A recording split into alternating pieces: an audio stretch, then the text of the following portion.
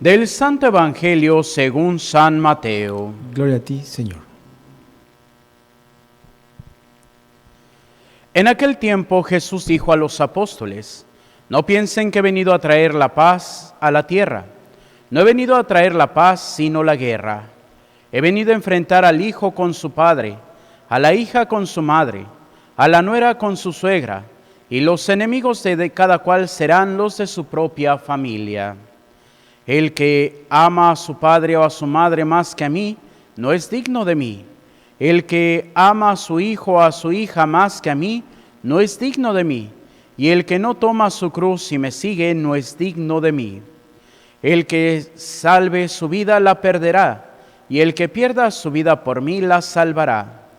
Quien los reciba a ustedes, me recibe a mí, y quien me recibe a mí, recibe al que me ha enviado. El que recibe a un profeta por ser profeta, recibirá recompensa de profeta. El que recibe a un justo por ser justo, recibirá recompensa de justo. Quien diere, aunque no sea más que un vaso de agua fría a uno de estos pequeños, por ser discípulo mío, yo le aseguro que no perderá su recompensa. Cuando acabó de dar instrucciones a sus discípulos, Jesús partió de allí para enseñar y predicar en otras ciudades. Palabra del Señor. Gloria a ti, Señor Jesús. Por la lectura del Santo Evangelio sean perdonados nuestros pecados. Nos sentamos brevemente. Queridos hermanos, estamos ya terminando este capítulo 10 e iniciando el capítulo 11. Y el capítulo 10 nos da precisamente este sentido del llamado y el envío. Recordemos que hace unos cuantos días, el pasado miércoles, si mal no recuerdo, es cuando el Señor llama a los 12 para enviarlos de dos en dos y les da instrucciones: no lleven dinero, no lleven bastón, no lleven, porque el trabajador tiene derecho a su salario. Y después de ahí empezó a decir: los envío como ovejas en medio de lobos, sean astutos, y nos da una serie de recomendaciones. Esta es la última recomendación que el Señor nos da.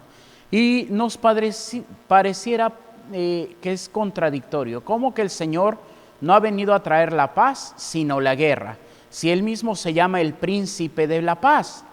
Y es porque muchas veces nosotros, por nuestra cerrazón, podemos hacer, pues ahora sí que bandos y separarnos. Ciertamente, pues hay veces que es más radical y otras veces no es tan radical. Por ejemplo, México, pues posiblemente nuestros abuelos, bisabuelos, les tocó la época de la cristiada. Y por ahí podremos haber escuchado, si no, por ahí podremos haber visto algún documental, leído algún libro o pues por lo menos esta película de la cristiada, que pues es una versión de Hollywood que trata de retratar pues lo que fue realmente, y pues todavía por ahí están en el YouTube, pueden buscar algunos testimonios de cristeros, en donde ahí sí fue una separación total. Porque o eras, ¿cómo le llamaban? Federalista o eras cristero. Y no se llevaban entre un grupo y otro. Pero también hoy podemos ver que hay separaciones que, pues aquí, ¿quién es el que va ganando? Pues Satanás. ¿Por qué? Porque algunos, no, es que yo soy de tal grupo, yo soy de tal movimiento, es que yo soy carismático, yo soy tradicionalista, es que unos dicen que el Papa no es el Papa, otros dicen que sí es el Papa. ¿Y qué es lo que estamos viendo? División. Y esto lo ha venido a decir Jesús: no he venido a traer paz, sino la guerra. ¿Por qué? Porque muchas veces no nos ponemos de acuerdo. ¿Pero esto por qué? Por insidia de Satanás, porque le hemos dejado la puerta abierta a Satanás. ¿El Señor qué es lo que quiere? ¿Que haya divisiones y guerras? No. Él quiere que haya concordia, que haya comunión entre todos. Pero muchas veces nosotros no queremos esa comunión. Muchas veces nosotros nos alejamos del plan de Dios y escuchamos más al mundo.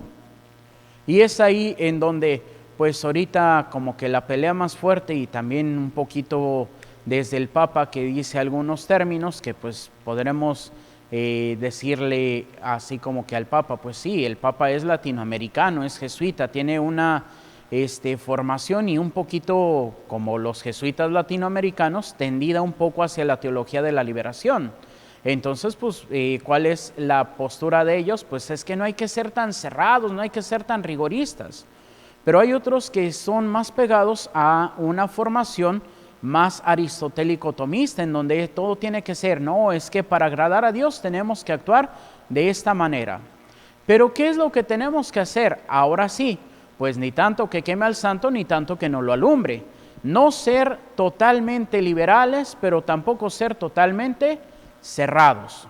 Por eso hasta en la Biblia dice, por ejemplo, la lectura breve de este día lunes de la liturgia de las horas, que dice: vivamos en libertad, porque habrá un juicio sin misericordia para aquel que no practicó misericordia. ¿Y qué es la misericordia? Ok, a mí me gusta seguir las reglas, y por aquí podríamos decir en la cuestión litúrgica, me gusta seguir las rúbricas, que pues bueno, muchos sacerdotes, o más bien la gran mayoría, si no es que todos, pues no seguimos las rúbricas. ¿Por qué? Porque uno se viene a enterar de cosas, pues ya después de, bueno, todavía no cumplía los 5, pero ya casi los 5 años de sacerdote, en donde, ¿cuál es la forma correcta de celebrar la misa? Y todos nos iríamos de espaldas al saber que es de espaldas al pueblo. ¡Ay, padre! ¿Por qué lo dice? Porque lo dicen las rúbricas.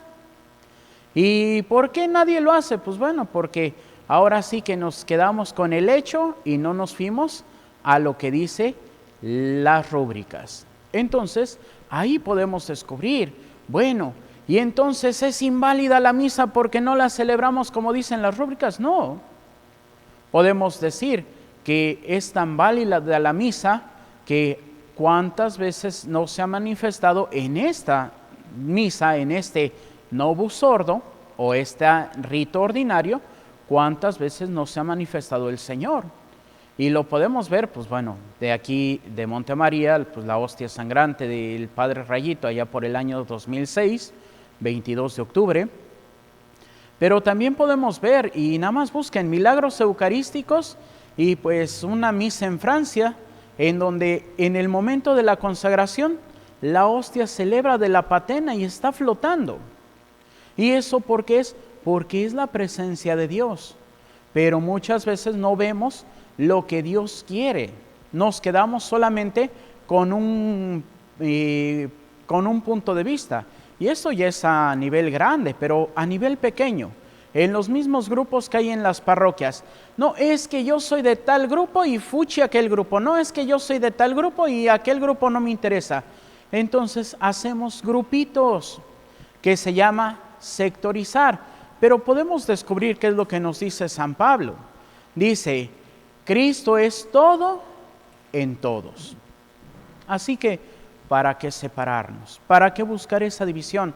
Más bien tenemos que ver lo que dice después el Señor. El que salve su vida la perderá. El que pierda su vida por mí la salvará. ¿Qué significa esto? Hoy lo vivimos mucho. ¿Cuántas veces no estamos nosotros que, ay no, es que yo tengo que vivir bien, no es que esto? Y por ahí ya se habían aplacado un poquito, pero pues otra vez ya vi que empezaron a sacar videos. Este grupo de mujeres que supuestamente se hacen llamar católicas por el derecho a decidir, y lo que pues quieren decidir es sobre su cuerpo, entre comillas, con el aborto. Y otra vez sacaron un video diciendo que la Biblia nunca dice que la persona que aborta se va a condenar. Pues no, no se va a condenar si se arrepiente. Es que la Biblia nunca dice que el aborto sea un pecado. Pues no, pero tampoco podemos decir que va a decir que muchos pecados que cometemos no son pecados. Entonces, ¿qué es lo que pasa? Podríamos poner un pecado que se llama pecado social, que se agregó ahí en el tiempo de el Papa, San Juan Pablo II, no, ya fue en tiempo del Papa Benedicto XVI, en donde decía, todo aquel que está a favor del narcotráfico, ya sea de cualquier forma, y ahí podemos, no, padre, es que a mí me gustan los corridos allá de los Tigres del Norte, que el jefe de jefes, pues si te gustan eso, pues ya estás haciendo una apología del delito.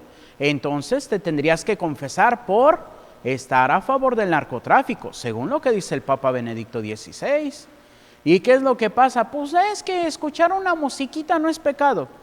Pues no, y pueden justificar, ¿ves que la Biblia no dice que eso sea pecado? Pues no, pero es algo que se ha ido viendo y que pues el magisterio ha ido poniendo. Y es precisamente, y estas mujeres dicen y hasta justifican y dicen, no, es que en el derecho canónico no dice. Pues ¿cómo no dice? Dice que es hasta late sentencia. O sea, en el momento en que tú invitas a una muchacha a que aborte y esa muchacha aborta, pues tú ya estás fuera de la iglesia. La muchacha está fuera de la iglesia. Todos los que estuvieron a favor de eso están fuera de la iglesia y hasta el médico que practicó el aborto está fuera de la iglesia. Y no te van a llegar y te van a decir, oye, estás fuera de la iglesia porque cometiste esto. No, eso es precisamente el que trate de salvar su vida. ¿Cómo? ¿En qué sentido? En vivir la vida según el mundo, pero no según Dios. Y hoy podemos descubrir tantos peligros que hay en esta vida. Simplemente, pues ahí poco a poco, pues de que si hasta las películas de Disney ya están haciendo una apología por la vida homosexual, pues sí. ¿Y cuántos de que, ay no, ¿por qué atacan a esta empresa? Pues porque no es el plan de Dios. Ay, es que ustedes son bien muchos. Ahí estamos perdiendo la vida.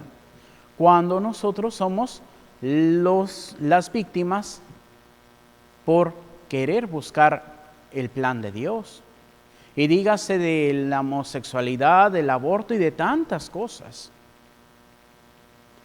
Por ahí escuchaba a alguien que decía, la forma en que el nazismo empezó a atacar a los judíos es la misma forma de que la sociedad moderna está empezando a atacar al cristianismo en general, principalmente a la Iglesia Católica. Así que no se espanten si dentro de un tiempo podamos sufrir lo que sufrió el judaísmo, un holocausto de católicos, porque es lo mismo que ya ha pasado en la historia. Ahora bien, ¿estamos dispuestos a dar la vida por Cristo o no? Y si no nos toca dar la vida de esa forma, ¿estamos dispuestos a dar la vida por Cristo en el servicio de tu hermano? Y es ahí donde nosotros tenemos que estar. El santo del día de hoy, San Gualberto, ¿qué es lo que nos dice? Pues precisamente en un Viernes Santo se encuentra el que le mató a la hermana y pues este hombre ya estaba dispuesto a matarlo. Y el otro pobre, pues como para salvar la vida, oye, recuerda que hoy es Viernes Santo, mira, por amor a Cristo no me mates. ¿Y qué hace este santo? Lo perdona. Y ahora es uno de los hechos que más se recuerdan de la vida de este santo. Dar la vida. ¿Por qué? Porque su intención era, pues voy a cobrar la vendetta por este miserable que mató a mi hermana. Pero da la vida. Por amor a Cristo, te perdono. Y entonces, como dice otra parte del Evangelio, el reino de los cielos es de los violentos, de los que se hacen violencia a sí mismos para vivir el plan de Dios. ¿Y ustedes creen que es fácil decir cuando tienes ahí, y ahora sí, como se dice, en charola de plata para cobrar justicia por tu propia mano? No, no es fácil. Pero no es imposible, siempre y cuando hagamos todo por Dios. Por eso, las recompensas. Si vivimos fielmente nuestra vida cristiana, no quiere decir que podamos fallar, que podamos cometer pecados, pero no quedarnos ahí. Si luchamos día por día por vivir el plan de Dios, el Señor no nos dejará sin nuestra recompensa. Por eso, hasta el mismo Señor que dice, el mismo San Pablo. He luchado el buen combate, he corrido hasta la meta. Ahora solamente espero la corona que Dios nos tiene prometida. Por eso, pidamos al Espíritu Santo que nos dé esta gracia de vivir verdaderamente como cristianos. Que así sea, para gloria de Dios Padre, Hijo y Espíritu Santo. Amén. Nos ponemos de pie y hacemos nuestra oración de Padre Carlos de Foucault. Padre, me pongo en tus manos, haz de mí lo que quieras. Sea lo que sea, te doy las gracias. Estoy dispuesto a todo, lo acepto todo, con tal de que tu voluntad se cumpla en mí y en todas tus criaturas. No deseo más, Padre, te confío mi alma. Te la doy con todo el amor de que soy capaz, porque te amo. Y necesito darme a ti, ponerme en tus manos, sin limitación, sin medida, con una confianza infinita, porque tú, Señor, eres mi Padre. Amén. Nos sentamos y continuamos con nuestra celebración.